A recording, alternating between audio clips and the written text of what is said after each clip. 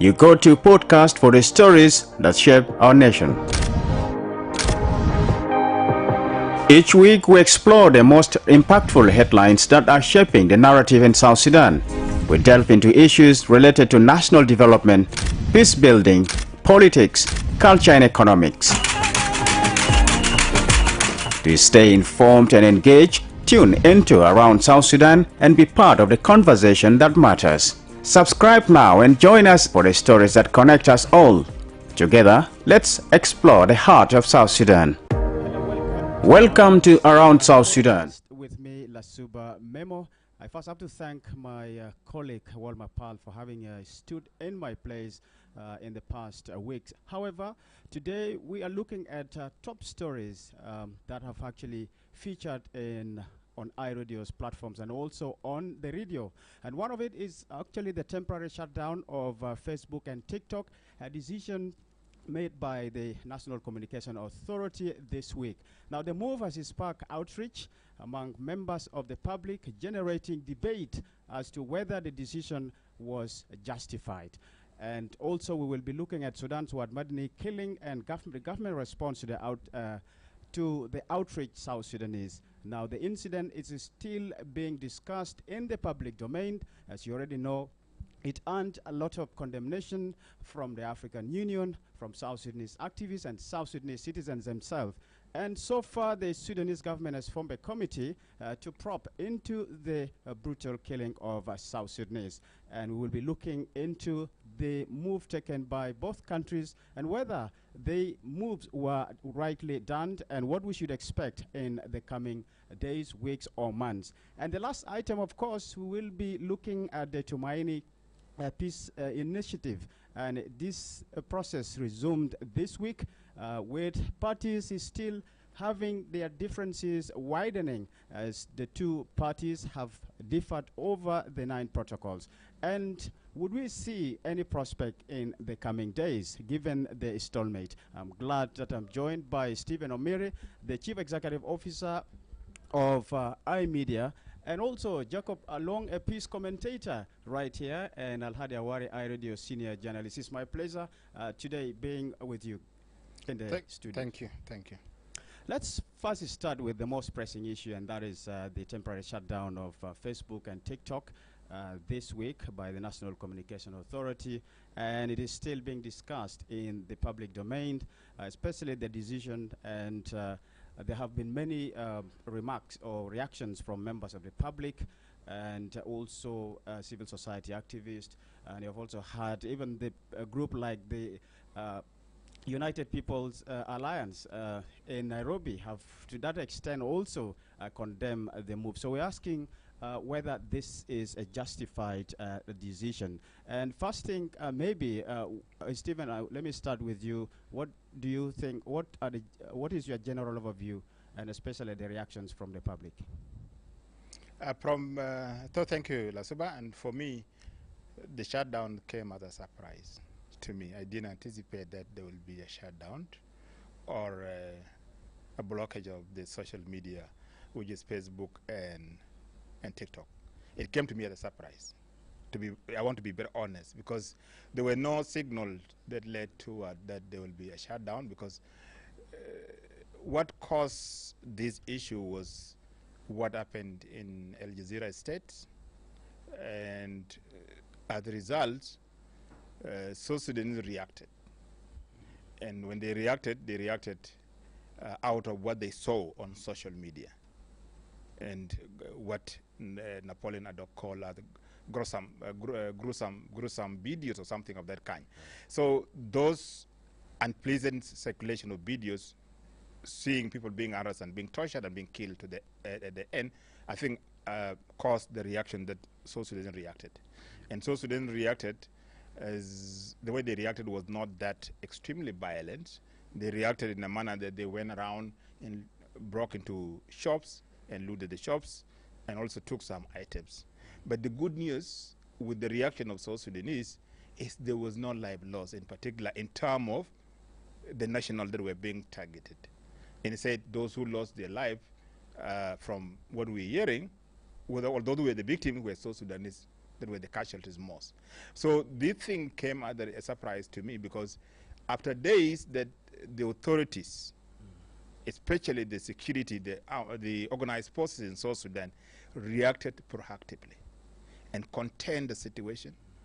And after the situation was contained and shops were opened, a day later, when the situation was calm and things were going a bit normal, and then we are shocked that social media, Facebook and TikToks, to be removed from the mobile company were directed to block that. So that came as a surprise to me, but I didn't anticipate that will happen. So that is my first feeling to what happened. Along, were you surprised too? Yes, I was surprised. It was shocking, not just surprised, because sometimes you first hear speculation, say in Juba. Anything you see in Juba here always comes in form of speculation, and then you see action later. So when this move was taken by the NCA, I was shocked. I didn't expect them to do that, especially when they gave a reason of shutting the internet down as being affiliated to the reaction of South Sudanese because of the killing in Medeni. That made the shutdown more worse in my ears, and I think to many South Sudanese. Right, Al-Hadi, what's yes, your take? To me, it's a political decision, because if you look at those politicians, they're always looking at the people, those who are against the government. And the question is, why didn't you shut social media in 2013, 2016, all this time here in South Sudan? Why? The discussion is about Sudan, because we learn about the killing of our sisters and brothers, the South Sudanese, through the social media. So if you look at the Facebook and WhatsApp of Sudanese, that's why we learn that there is brothers and sisters of ours being killed there in Medeni. So the reaction of the South Sudanese was, based on that result. So what is supposed to happen? Also, Sudan is supposed to do the same, because all of us are in the third world, to shut down the social media in Sudan. But if you look at it, there is some political thing which is not clear. But it's good enough. There is a surety from the boss of the NCA, Engineer Napoleon Ladok, that within 72 hours, they will restore the social media again in South Sudan, because they want to keep the social values of South Sudanese. That's why they shut it down. And there is a lot of things that they talk about it. We will see what will happen, but it's good enough that people can learn through such kind of decision, and then again we know how we can use it. The most important part of it is this economic development in the country, because people now, if you look at Facebook now or look at social media, it's become a very essential tool in the life of the people all over the world. Mostly young people. Yeah. And now, before looking at the assurance by the National Communication Authority of restoring the platforms in 72 days, but let's look at the decision itself. Stephen, you said to you it was really a surprise, and Alok there said it was not just surprising but really shocking. And you have had reactions from different categories of South Sudanese regarding the decision. So in your own view, were those reactions really in place? Yes, South Sudanese were justified to criticize, to feel that the decision was done in a bad faith, simply because that is information is a right. It's a human right, actually. That access to any information is a human right. And what happened, there was no prior warning. People were not warned that if you continued abusing social media, you are now you're breaching your other people's rights. So we would have warned you that you refrain from circulating videos that are promoting it. If you continue, then we as the government entrusted to regulate and monitor the social media will be forced to shut it down. So people were not warned. So people just caught off guard and they were denied of their right. So that was, for me, it was not procedural. It did not have a public participation. People were not involved in that decision. But then access to information is a right. Even we have a body, the Act of Parliament, that guarantees people access to information. Information is a human right. So when you have things like that, that is not a security threat to a country, because this was contained by the authority. Authorities were able to manage the organized forces, the police, the national security, the army, were able to contain the situation. So why do you want now to again add fuel in a situation that was already, people were already aggrieved by what happened? The government took their times to respond to what happened, to communicate to the people. They took their time, they took their sweet time. So why did they now react that way? That means, and I agree with Eladi, there was a political undertone to that decision. And we listened to the Director General yesterday when he was briefing the media. He was very clear from the start. He said, I was requested to. He was requested. So that means somebody asked you to issue a clarification. But also he said it was a coordination effort between the NCA, the media authority, and the access to information body. So that means on behalf of the organization, he was asked now to do clarification. But again, the reaction by human rights, the Bar Association, the citizens themselves was justified because they were not involved, and it's a constitutional right for any one of us. It's a bill of right, actually, in a way, for us to receive information, whether information for health, whether information of government services, whether information on other matters. You have to receive them, but also your right has a limitation by the Constitution. But you need to be pre-warned that you are abusing the platform, and if you continue, we are going to shut down. That was not done, and also there's a gap, in my own opinion. In other countries, maybe that's why we need a constitution in our country, a constitution that is perhaps a constitution that is very pro-people, not a constitution that takes charge of the authorities. Because in most countries, we saw what happened in the U.S., for example, when the Supreme Court of the U.S. banned the TikTok. They did not ban, but they issued a ban and also implemented it with a different body. But then again, you see the president coming in and giving a 30 days window for the organization to be able to be given a chance whether they can sell the platform in the US or something of that nature. So you can see the procedures that are being followed. But our case, it was shocking to me because the department, a small department, can actually override the position of the parliament, in my own opinion. So I think a permanent constitution is needed in this country so that at least there's boundaries that are created, and those boundaries are very clear, because this is a national interest. It's not a department interest, it's a national interest, in my opinion. And Yakani was saying it's kind of punishing everybody for only individual actions. So would you agree? Yes. That's what I said. The prior warning would have been done. The prior warning would have been done because not everybody circulated a negative video. Napoleon, he said, disclosed to us that there's 2.7 million South Sudanese online. So do you want to tell us that 2.7 million people circulated negative videos? Not true. Yeah. So Along, what do you think would be the socio-political and economic implications of this decision if it is to take the 90 days? Well, thank you again, Lasuba Memo. The decision was unnecessary, in my opinion. It was not analyzed, was not subjected to, analysis, to consider other things that are surrounding this decision. And it is. I think this will be a lesson learned, because they had said earlier that they were going to shut down this social media for 90 days. Another one, and then now it is reversed to 72 hours. It means some other things were not considered, and they have been considered now. In economical effects, or in economics effects, are very huge. Remember when Napoleon himself said we raised some good money, about 5 billion sometime back. Was it last year, through the telecommunication companies.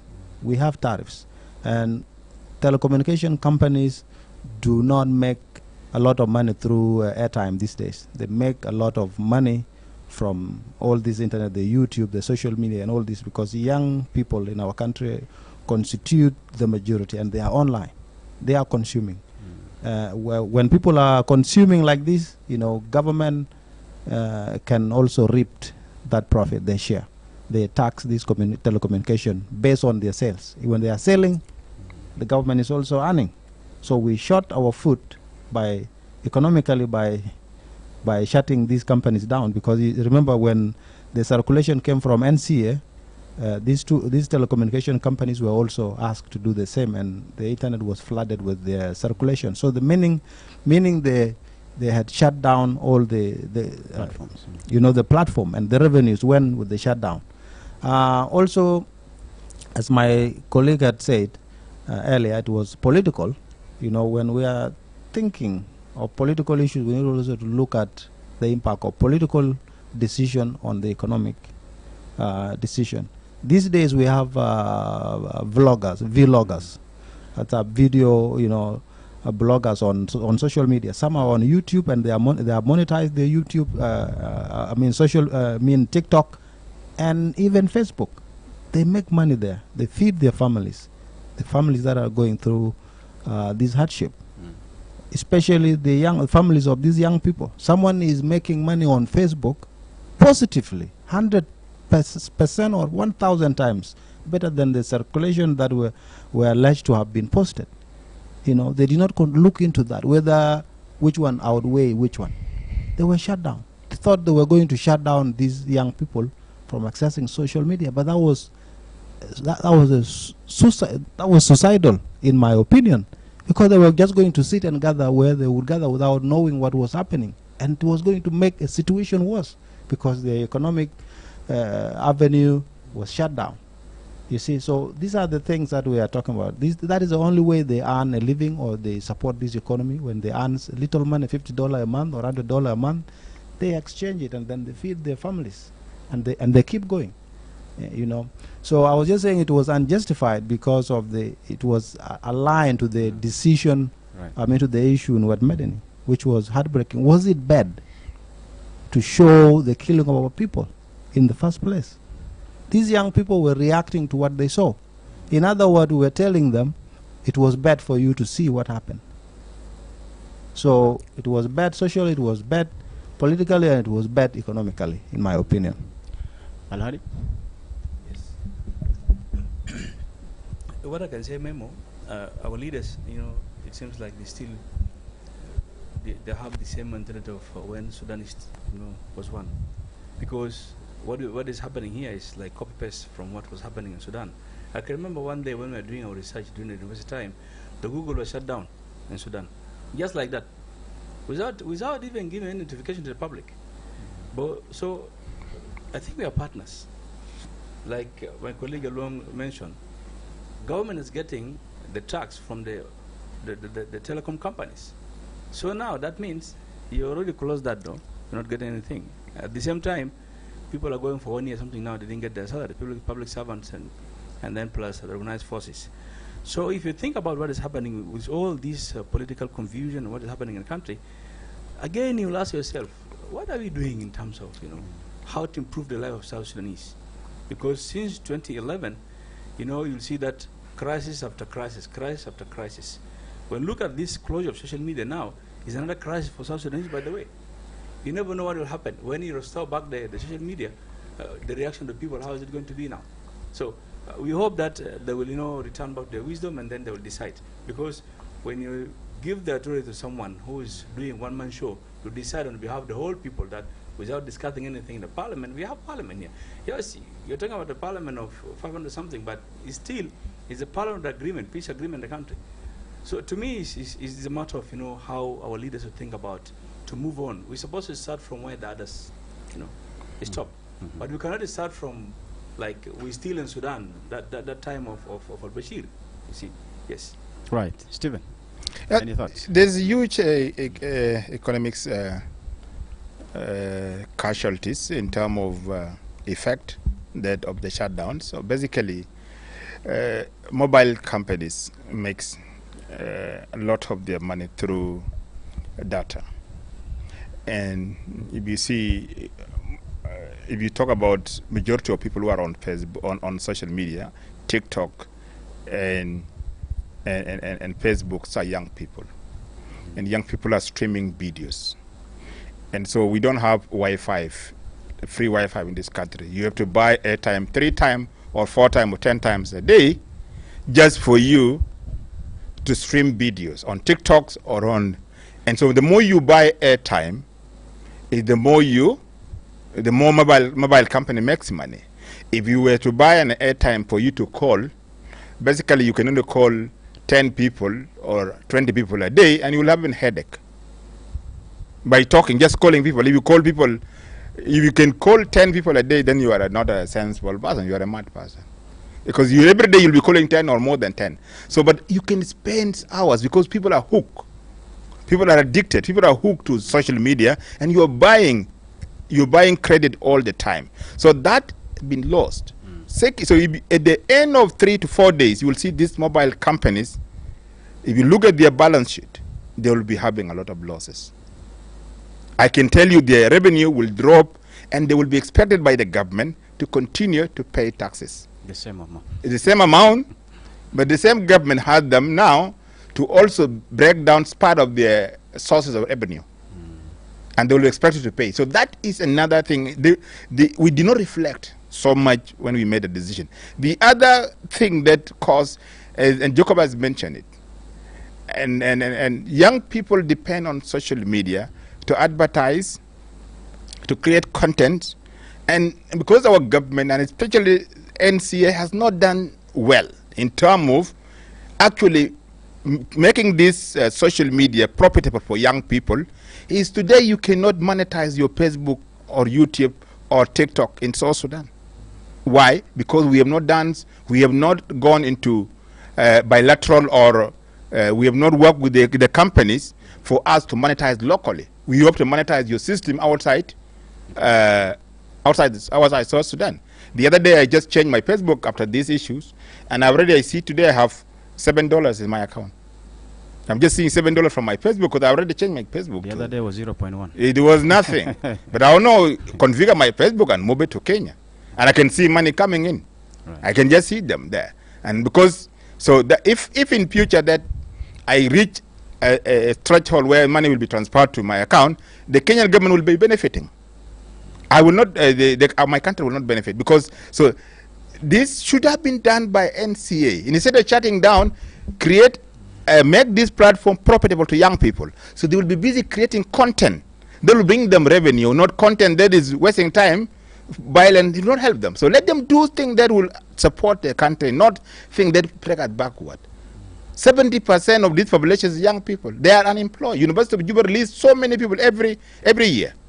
University of Upper Nile, all the universities release people. We have seen here in Irish, how many people are looking for a job? They cannot find job. And there's a lot of opportunities on social media.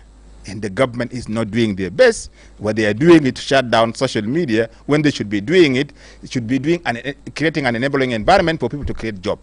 So it was a wrong decision altogether. It was an afterthought. It was not well thought, and I don't think if I feel they regret, but then already they have made a decision. You know, sometimes the prides, we fear to take back our word, but otherwise it was a wrong decision.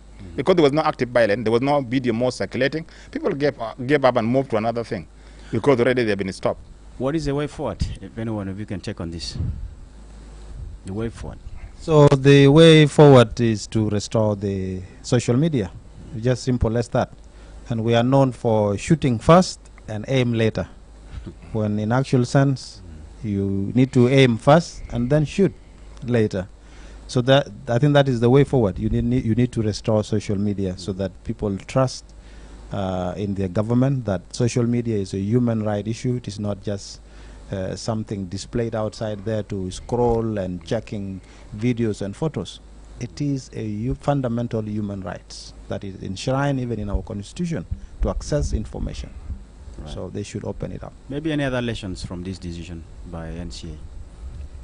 Yeah, they will hit losses, and National Revenue Authority will experience big loss in the last for the few days that we have spent without money streaming in. So it will lead to the drop of revenues, and you know, something like that. So it is a mistake, and I think they have learned from it. Other than that, people have also reacted badly, especially the South Sudan Bar Association gave ultimatum 72 hours.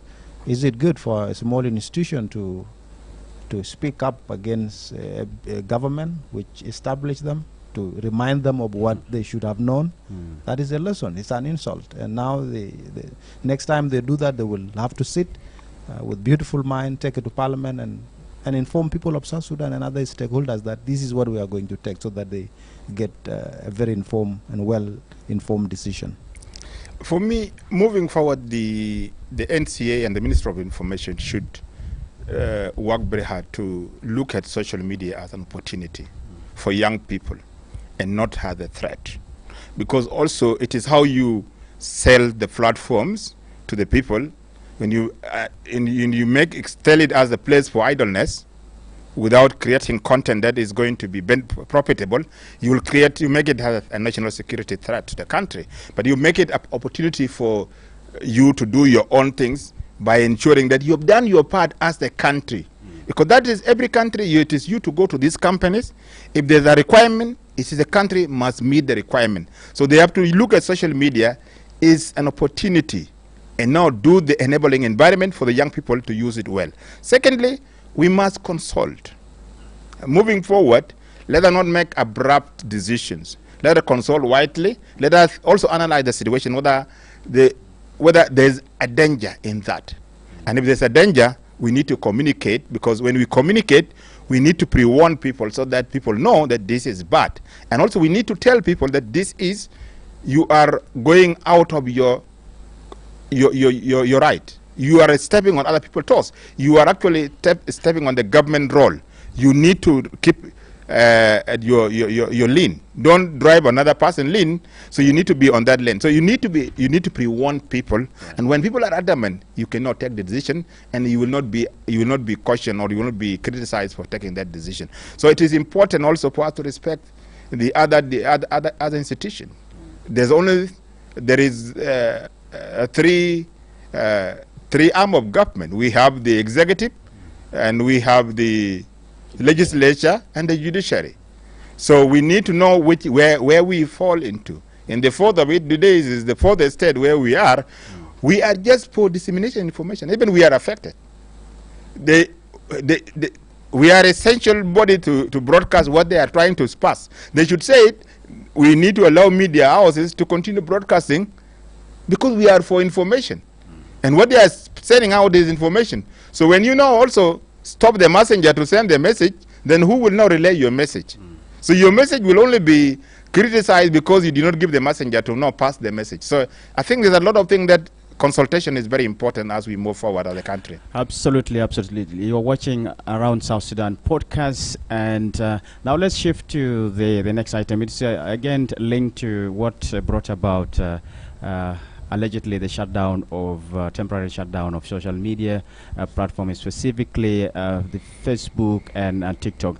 Now let's talk about the Sudan's Madni killing in recently, and of course there was a response from the Sudanese government of late forming a committee to investigate the alleged crimes, and also the government of South Sudan has been making calls on the Sudanese authority to investigate the killing, and you've heard also from the AU coming in to condemn what happened. Now, let me start with you, Al-Hadi. So this is basically what angered South Sudanese, and they took to the streets with reported elements of violence in the streets, with shops looted, and also we've heard from Stephen that some lives were lost. But then, what do you think of the intervention by either Sudan and South Sudan government after the killing? You know, Lasuba, in such kind of situation, whenever there is any crisis in neighboring country like Sudan, they're supposed to use a diplomatic way of solving it. So the one of Sudan, as journalists, when we were monitoring this war of Sudan, we knew from the beginning that we're going to reach this stage of violence, because there is several movements happen from different South Sudanese volunteers to do the the evacuation of South Sudanese from Sudan. Even now, we have people in White Nile, by the way. So the one of Medani, our people there, they're living together with these black Sudanese. What they're doing there, some of these residential areas or these farms, they're since 1940, 1930 something. But the governments that came from 1956 to Sudan, they will demarcate and develop the areas around the farms. They'll leave the black people like that. We know there is segregation everywhere. They marginalize them. Those Darfurians, Nuba, and the Sudanese, South Sudanese joined them since that time. So they're married there, they've been there, you know, as just, you know, farmers. So they refused to get out from there to South Sudan. And then, when the place was captured by RSF, they've been there. So when those guys, they recapture the place again, there is very notorious wing of the army of Sudan that belong to al-Bashir regime. So those of, they call them Kataib al-Barra, battalion of al-Barra. Al-Barra is one of the Arabic, you know, word that those who are doing a good thing for the people, those who are loyal to the people. So when those guys enter the place, they say anybody who was staying, who was living, and controlled area of RSF, either must be killed or just run away. So those South Sudanese, they're more than 40, those have been killed, slaughtered. What happened? We're supposed to have a diplomatic way of communicating with Sudan government. Our people here delayed, and later, after they seen this, you know, a lot of information circulating from South Sudan about the South Sudanese there, those who have been killed, and then we have been seeing that there is movement between Juba and Port Sudan, that capital of Burhan. So from there, I say, okay, let's do something. But till today, nobody asked what Sudan government did. They say we form a committee. In Africa, we want to kill any issue, we just form a committee and kill it. Till today, we have some people there. There are some volunteers now, they form a temporary committees to do evacuation for our South Sudanese. But still, we didn't solve the problem. What happened here in Juba, to me, compared to that one, is that there is nothing there. But still, you know, our government they're just silent. There is nothing there happening. But we hope that also, you know, they'll work on that way of, you know, cooperating. And then, but now they went to another stage because the statement of the Minister of Foreign Affairs, International Cooperation, Honorable Ramadan Abdullah Goj, to the Security Council, has angered them. There is a number of statements, you know, circulating in social media from Sudan government. We don't know what is going to happen. But the both government, from Juba and Port Sudan, they have to work together, and then they can get, you know, a way forward, you know, how to cooperate for the future benefit. Because if you look at the social media also, on the other side, they're doing their own things, because you never know what will happen tomorrow, next tomorrow. But the only thing is we're supposed to have a national committee for repatriation of South Sudanese. Just only repatriation, but to evacuate them from different areas of Sudan. You have White Nile, you have a number of refugees camp there. Also, you have the other side of Blue Nile. But they're still there. We didn't hear anything from the government. So we hope for better. We hope that our people, those who remain there, can return back, and then the both government can do something for them. But the way I've seen them, I don't think there is hope there, because South Sudanese, you know, we are born in a situation that, you know, and we still continue with it since 1947, 1956, 1972, but nobody's saying anything. Hello, what are your thoughts? Yeah, so for the case of the committee on the killing of South Sudanese in Medani, I think we need to give them time. They said it was 1 week. I think 1 week will elapse tomorrow, because the incident happened on the 14th, and it did not come to the attention of the authorities there until 16th is when serious actions were taken. So if you are to count from 16th moving there, I think it has ended yesterday. So maybe they are compiling the reports and we will hear from them. But I also agree with Al-Hadi Hawari on the issue of preparedness. The main role of the government and the reason why we establish embassies in foreign countries are just only 3 things. is for the government to look after its people and their businesses in foreign land. Another issue is economic, linkages, to pursue your interest, your economic interest, and to disseminate the issues of human rights. If you have good human rights record, they're just basically three, but these things can later be broken down into other interests. So when this war was looming in the Sudan, we did not sit as people of South Sudan, as a government, to analyze the situation of Sudan critically, because millions of South Sudanese were still there in Sudan.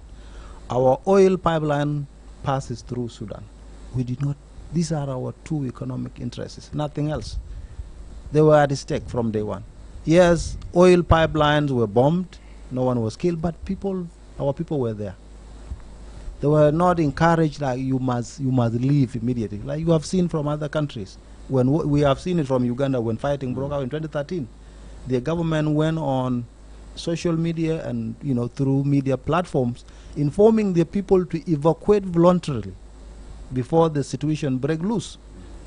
As that was not enough, the embassy here requested for evacuation of their citizens, and we saw the troops coming to Juba to collect their people. That is what you do. Information is power. Inform those who had abilities to leave voluntarily. But there are those who do not have ability to move. It's where you step in as a government, a responsible government, go with trucks or even buses to evacuate people. Tell them where to go. Tell them where to pick them up. That is not too late as we speak. What we don't know now is what will happen next, because the fighting is still raging on as far as we know. It is going on. It will move from other part of Sudan to other part of Sudan as well, to other states where South Sudanese are. Are they going to be spared? We don't know. So we need to hear if there are diplomatic engagements going on. That is fine, but they need to be made public. iRadio is here. We can disseminate that. Social media is there. Our embassy is also in the Sudan. They can go and even move from Port Sudan, move some staff to Edmeden to hot spots and designate some people, work with Sudan authorities to assemble our people, to protect them if need be. If Sudan government is overstretched, they can also request our troops. We can send few thousand to at least protect that side. These are the things that you do when crisis happens.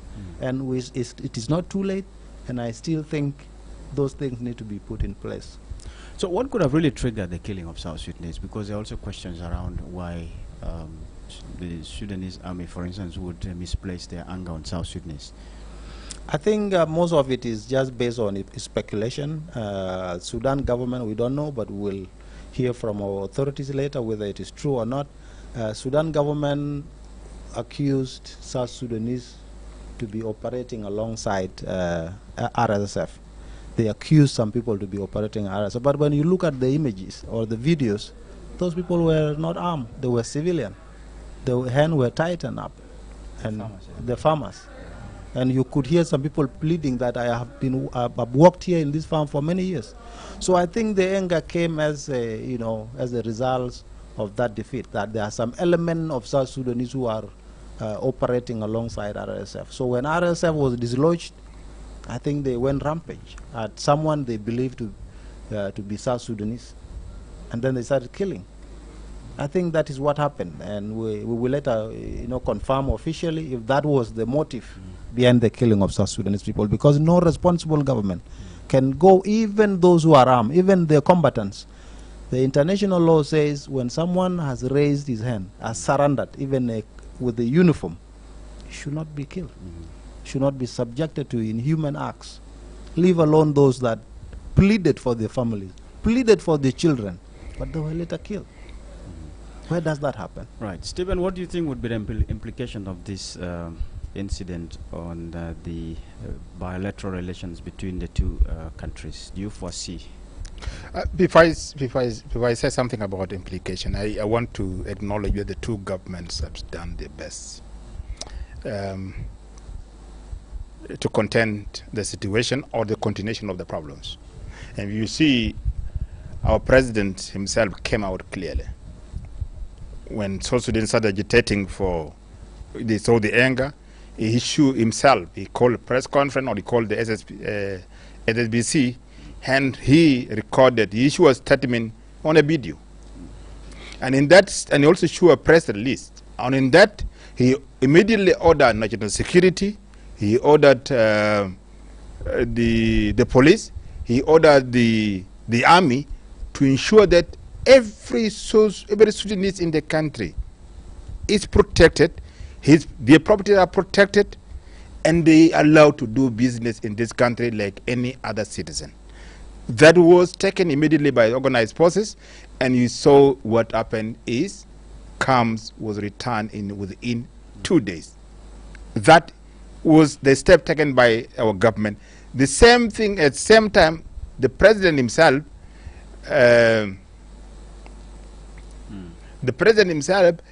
immediately also ordered the Minister of Foreign Affairs to work with the Minister of Foreign Affairs on the other side to make sure that the investigation are done quickly, and then they are briefed on what is going on. So that was the first part that we did. That on government of South Sudan, that was a very good initiative. That was a good decision and a step.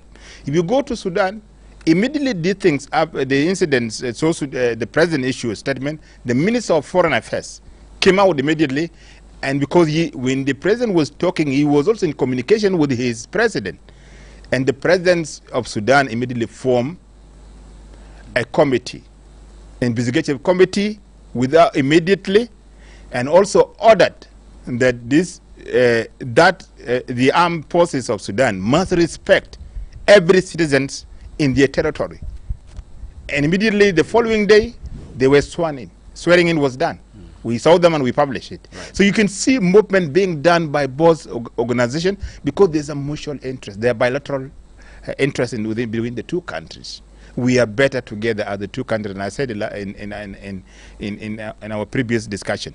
So we must acknowledge the effort that has been done by the two governments. And I strongly believe that at the end, the investigation will release a report that an action will be taken. Because at this stage, you'll see that both governments are sisterly, those countries are sisterly countries, and they have a mutual interest. So we must appreciate what has been done, and we must be hopeful that moving forward, the two governments will learn from the mistake that was done.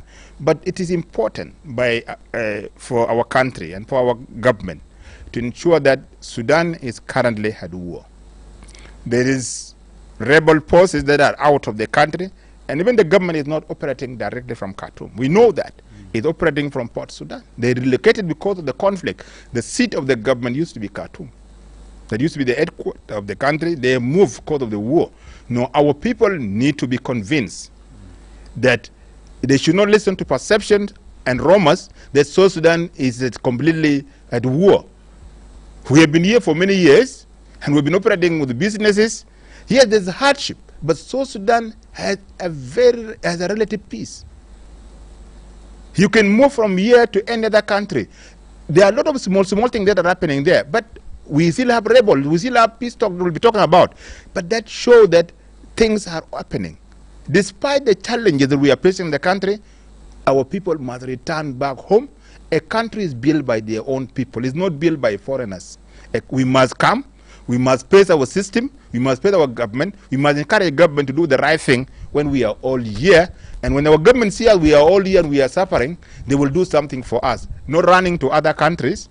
And then now we are saying Sudan is better than South Sudan. There's nothing like that. Home is home, and we must encourage our people. So when Aladi said, our people must be repatriated, our people must be returned homes. It is important for us to bring back our people. On implication, I don't see a much implication because this was not a deliberate decision that was made by the Sudan government. It was done by some forces within the army forces. So it was not something that was a government agitated problem. So I strongly feel that the implication is there will be more cooperation between the two countries. The two countries will be talking a lot and will be sharing maybe intelligence, because we're also seeing some sentiment and saying, some of them saying, so Sudan government is good. The only people who are causing problem who are joining other forces are the rebels. There's a statement the other day I saw from a video and naming name. So they are also trying, Sudan is trying to say the government of South Sudan is good and they were able to contain the situation. So we hope moving forward that the two countries, because we share borders, we share cultures, we share some economic benefit, that we'll actually work together for the benefit of the people of the two countries and for also good bilateral relation. To add on what Steve, you just remind me about something. You know, we're supposed to have a national body that's responsible to work, you know, toward returning our people from Sudan. I remember in 2011, 2010, we have that body belong to the RRC here in Juba. So, if, I'm sure now, if the government, the national government that we have in Juba, alert the different partners from the NGOs and UN agencies and IOM, they will help on that, I'm sure. But they just need, you know, something to say, okay, let us do this together, because they have joint meetings together. And the Minister of Humanitarian Affairs, I think, in charge of that. But the issue is there is no any agenda in Council of Ministers talking about that. You see, this is one of the issues, by the way, facing us with our government. You ask yourself, they think about who? We never know. So we hope that there is a, how do you call it, a social voluntary group. I have seen, you know, they've been calling me, they have meetings and whatever, and they've been calling different NGOs to help them. They want to hire some trucks and buses to bring those people from the border of Blue Nile, White Nile, and this border of Kordofan and Sudan. And this is what I've seen these days. There is a movement of people come from Sudan back to South Sudan. We hope that also will help. Yeah. Any additional one? Yeah, I think that is the way forward. I totally agree with him. We are not going to go anywhere. You know, we are sisterly countries with Sudan, and we are binded by economic interests, so we are not going to really part away. But since the war is raging on, the top priority or first thing we should do now is to encourage our people or arrange the repatriation, as my colleague has suggested. We did that in 2010, even up to 2011, 2012. There was massive repatriation of our people to South Sudan. So we need to initiate that. If there is no resources to do that, we need to partner with other people to make sure to encourage them to come home. Right. When they come home, and assure them of protection. Let's shift to the third item as we wind up this discussion, and by looking at the ongoing peace process in Kenya. The difference has remained wide between the government and your opposition group that has rebranded itself now as the United People's Alliance, formerly SOMA. And I'm just asking what you think is the fate of this initiative, given this difference that has continued to persist between the two groups. Stephen? The word is to compromise. Both the government and the oppositions must compromise for the benefit of the people of South Sudan. You are a leader to represent people. You are not a leader for yourself. If the opposition groups, the UPA, United People Alliance, are for the people, then they must also climb down on what they have said. They must climb down for the benefit of people. The government, with the opposition, they must climb down. And I said previously, and I think there's something being echoed by most South Sudanese, and even the callers on our radio station. The AR access is not being implemented. So it might be a good piece that brought relatives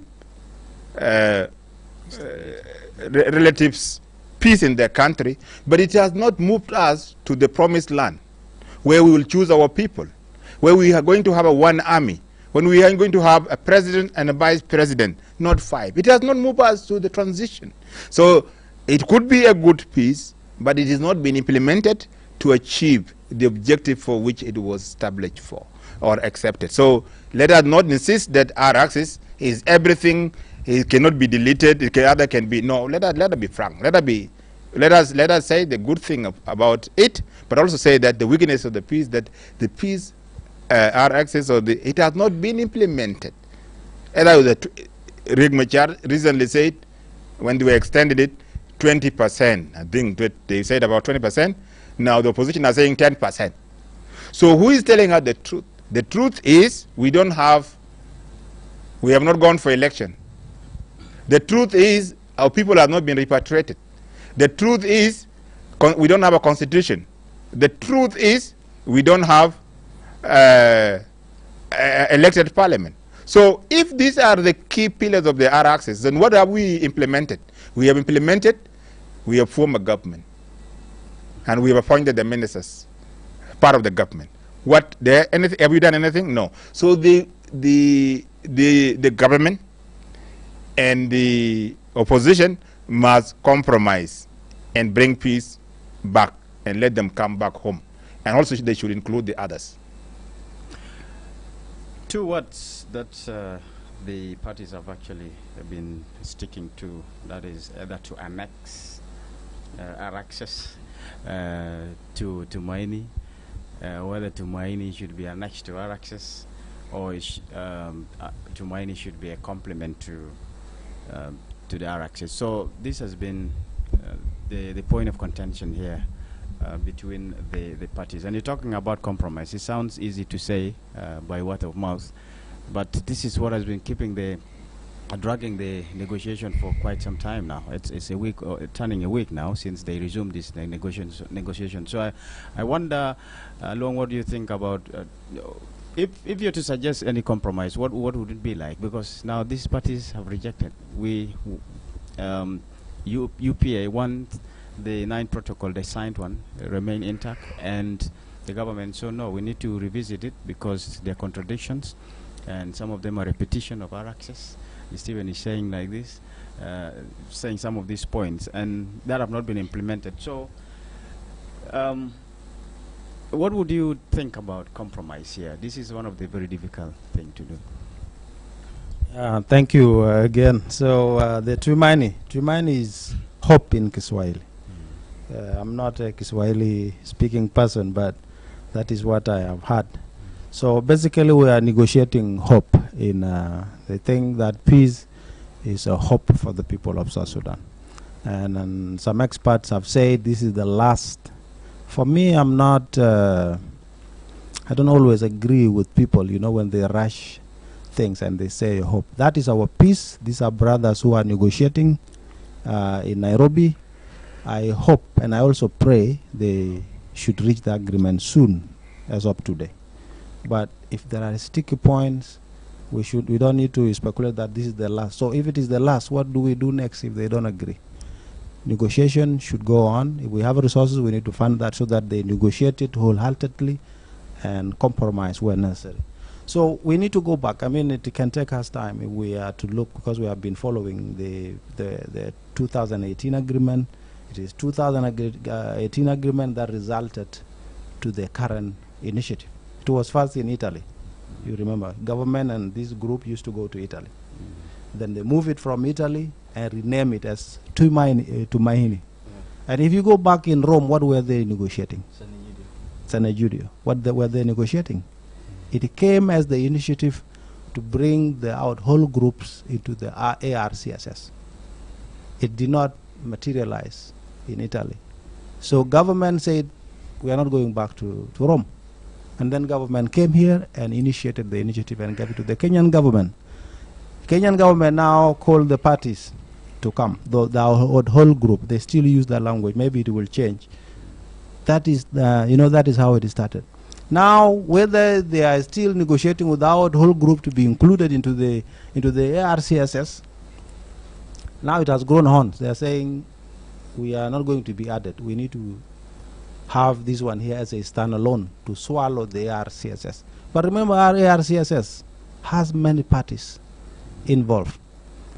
And now, those who are negotiating with the UDA, they call it UDA, right? The new one. UPA. This is now the government, the current government of national unity. Meaning all these groups are now being compressed into one group by those two groups. And when sharing comes, because our fight now in South Sudan is sharing of ratios in the government and resources, they will share as two groups, the UPA and the government of South Sudan. Now the government of South Sudan is getting pressure from other groups that negotiated ARCSS with them, because they will not have shares. It will just be the government of South Sudan with that group, not with other opposition that are in ARCSS. So that is an invisible fight that we are not seeing. And these groups are very aware of it. Now, where they need to compromise is because when they say we need to leave what was signed intact, it means the sharing, there will be new security arrangement, the wealth sharing and all these things. And the government is saying, no, this will be an annex. You're supposed to be added and sign the RCSS. It's where they are negotiating now. So, but what are we trying to serve? The people of South Sudan and the economy, right? This should come into the mind of all the negotiators on different parties. They need to come. Who do they want to serve? The dying people? In fact, the economy is on its knees now. It's not profitable like the way it used to be. It's to save it and see way forward. If Tumaini will surely help, let's compromise. Let's find an avenue or a ground to go. But in my opinion, the problem is not a new decorated agreement. We need to ask ourselves, why is RSCS not being implemented? And why do we think if this one, Tumaini is signed today, it would be implemented?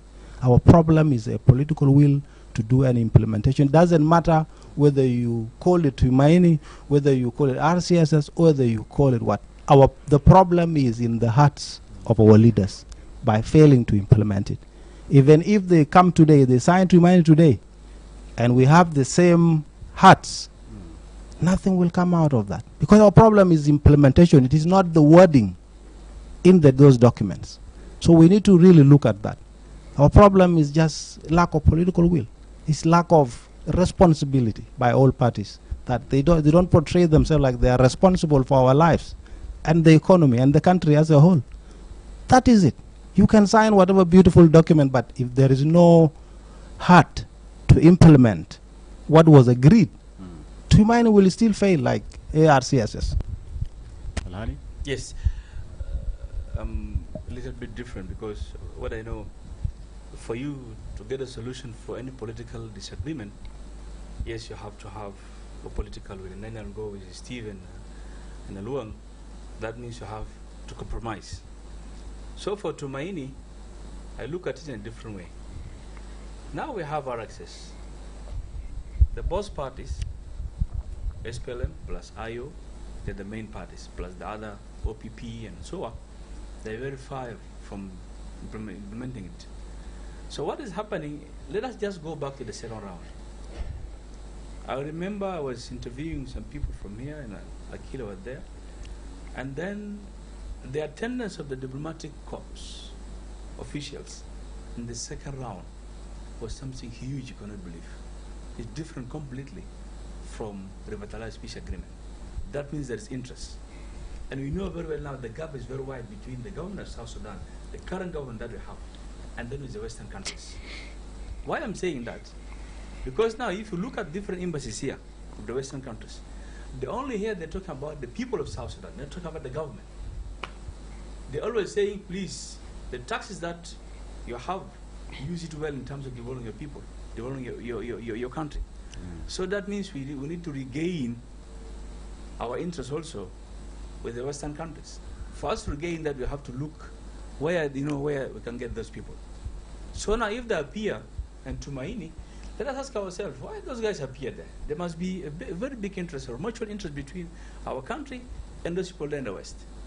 For example, you have a number of countries, those of Trueka. So, with all these competing crises all over the world, those guys, they took their time to come and attend the opening of the second round. I can remember. It was last month, yeah. It was last month of November. Last year. So this thing happened like that. We're supposed to pay attention for it. We're supposed to have the people who can write good analysis for how this government can continue its Tumaini. But now, the issue is the two proposals are different. And callers of IRA, they're calling and then they're asking. So the government is talking about the people of South Sudan. The UPA is talking about the people of South Sudan. So the people of South Sudan didn't get themselves in the middle there. There is no interest for them because they're talking about power sharing. So I'm sure if there is any compromise, like all of us, we agree on one page. If there is a compromise, I'm sure we'll get that peace. Because if you look at the situation now, the only thing South Sudanese are working for, they need peace so that they can move freely from Juba to now we have 1 year something. Most of the South Sudanese, the majority of our people, they're working with the government. Where are they now? They'll get from you, get from me, get from me. They're leaving. Lakin, when you have peace and you have restore back the revolution vision, it will be okay. Right. But now where are we now? Because the country have a very nice background in terms how South Sudan emerged, we know very well. There is a very nice revolution background. So this thing now is missing, is not there. But if we work hard to restore the peace in the country, to bring other brothers, those who are outside, we know, when you ask about, who is Paul Malone, who is Pagana Mum, we know they're the key leaders in this government since 2005. But where are they now? So the only person I remember, it was the issue of Thomas Cirillo, because you have some principles that, you work on it. He told them, no, I cannot do that. But if there is political will, I'm sure we'll bring peace and things will move on. Maybe last thing, because of lack of time, is what do you think are the risks if the talks drag on, and what should be the way forward, Stephen? The risk is always very high.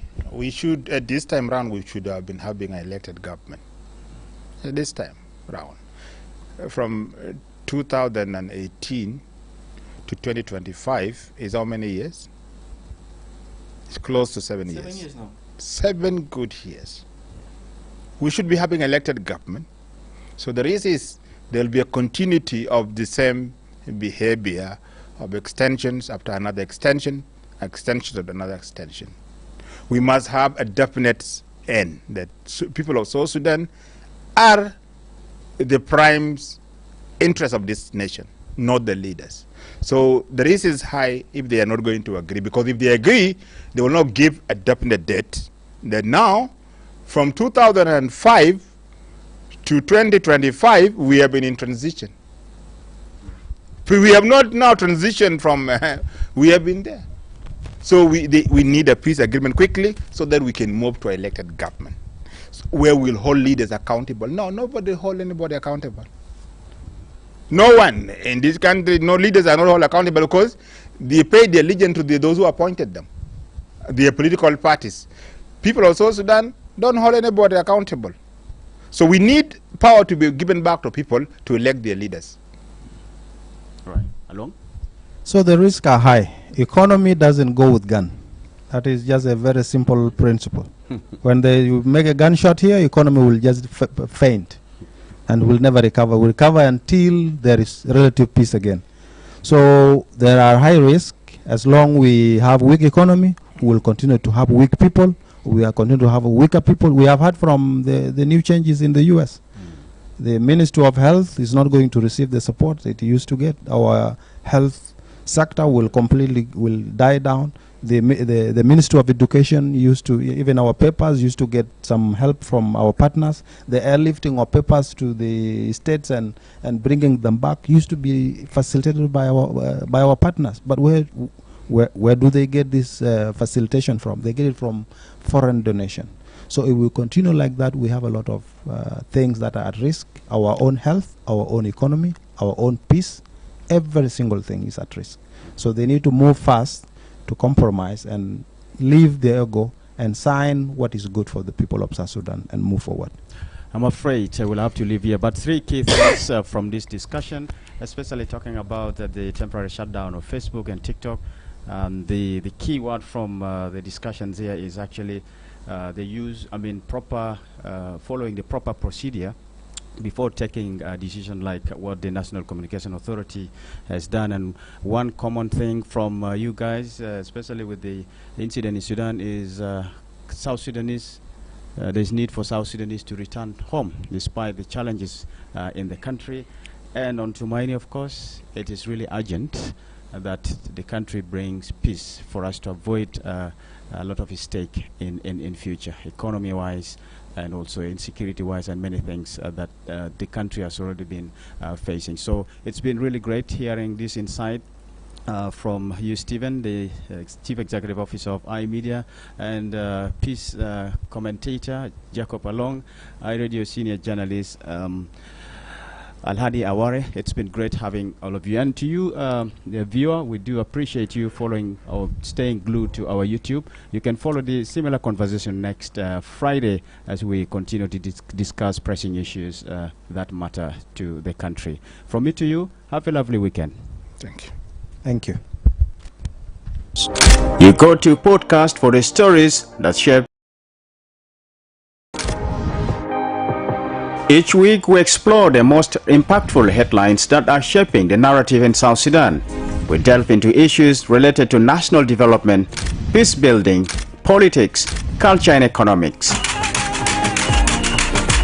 To stay informed and engaged, tune into Around South Sudan and be part of the conversation that matters. Subscribe now and join us for the stories that connect.